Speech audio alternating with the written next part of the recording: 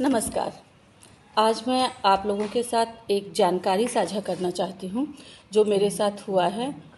और ये परसों हुआ है, परसों यानी 5 मार्च को हुआ है ये मेरे साथ, दोपहर के करीब 12 बजे। अब आप लोग सोचेंगे कि मैं इतनी देर से क्यों वीडियो बना रही हूँ, तो कल तक तो मैं उस सदमे में ही थी, मैं उससे उबर ही नहीं पाई थी। आज मैं बता रही हूँ जिससे कि जिन जिन के बच्चे बाहर रहते हैं, अपने पेरेंट्स के पास नहीं रहते, वो कृपया सावधान हो जाएं। तो हुआ कुछ यूँ कि मैं तो घटना कुछ इस तरह है कि मैं एक टीचर हूँ। मैं क्लास में थी, क्लास 8 की क्लास में थी। 12 बज रहे थे दोपहर के, और मैंने बच्चों को कुछ लिखने के लिए देखे और मैं घूम के देख रही थी बच्चों को। तब तक में एक लड़के ने बोला कि मैडम आपका मोबाइल बजा।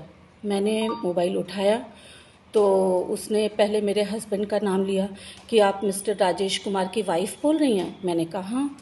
तो आप स्वाति चौधरी की मम्मी बोल रही हैं। मैंने कहा हाँ। तो आपकी बेटी कहाँ रहती है, क्या करती है? मैंने कहा मैं आपको क्यों बताऊं कि मेरी बेटी कहाँ रहती है, क्या करती है? तो बोले कि बताना तो आपको पड़ेगा, आपकी बेटी को हमने गिरफ्तार कर लिया है, वो अरेस्ट हो चुकी है और वो एक फ्रॉड किया था उसने, इसलिए अरेस्ट हो चुकी है। तब मैं थोड़ा घबरा गई। मैंने पूछा कि क्या फ्रॉड किया उसने? तो बोले कि वो एक लड़के को ब्लैकमेल कर रही थी, 4 लड़कियां मिलके।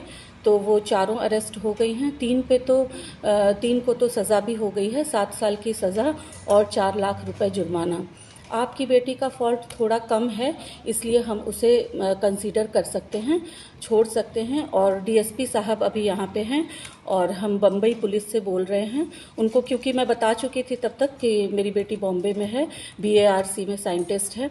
तो उन्होंने बोला कि हम बॉम्बे पुलिस से बोल रहे हैं और यहाँ पे डीएसपी सर बैठे हुए हैं, एक मैडम हैं, उनसे हमने रिक्वेस्ट की है, हम आपकी बेटी को छोड़ सकते हैं। अब चूँकि मेरी बेटी अरेस्ट हो चुकी, इतना सुनते ही मुझे लग रहा था कि फ्रॉड हो रहा है मेरे साथ, लेकिन फिर भी मैं मतलब बहुत घबरा गई।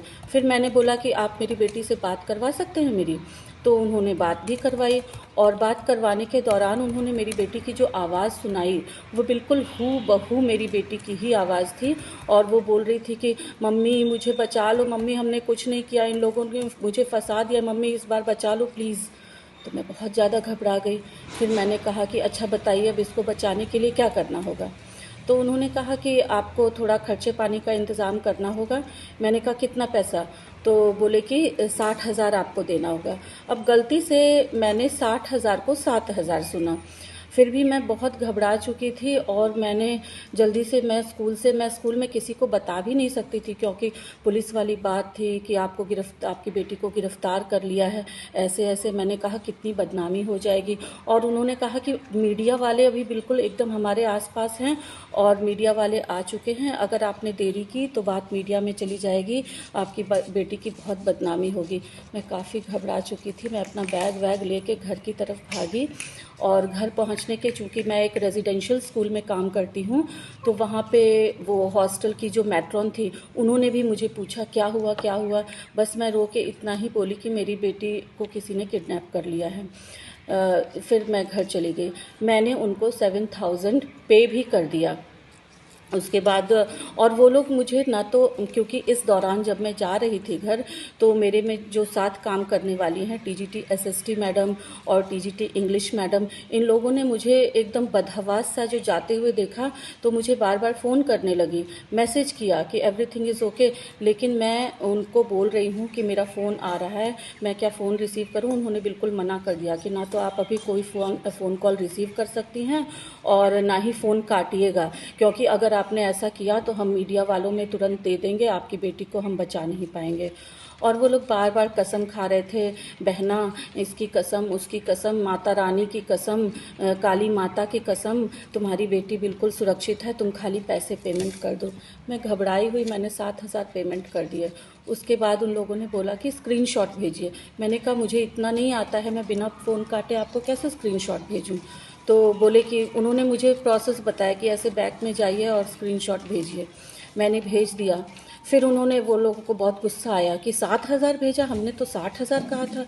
तो मैं गलती से सुन नहीं पाई थी। उन्होंने बोला 60,000 भेजिए। अब मैं और घबरा गई। मैंने बोला मेरे पास तो इतने पैसे नहीं हैं अभी। तो बोले कि आपके पास कितने पैसे हैं अभी। मैंने बोला मेरे पास तो 20,000 ही हैं। तो बोले कि ठीक है, आप और 13,000 भेजिए, उसके बाद हम सोचते हैं। तब तक में मुझे कहीं ना कहीं लग रहा था कि मेरे साथ कुछ गलत हो रहा है। तो मैंने एक पेन लिया और घर से बाहर निकल के किसी तरह से मैंने मैट्रॉन मैडम के हाथ पे अपने हस्बैंड का नंबर लिखा और उनको इशारे में बोला कि आप इनको फ़ोन करिए और बोलिए कि बेटी खतरे में है। मैट्रॉन मैडम ने फ़ोन किया, मेरे हस्बैंड ने तुरंत मेरी बेटी को फ़ोन करके कंफर्म किया, वो बिल्कुल सही सलामत थी, अपने रूम में थी।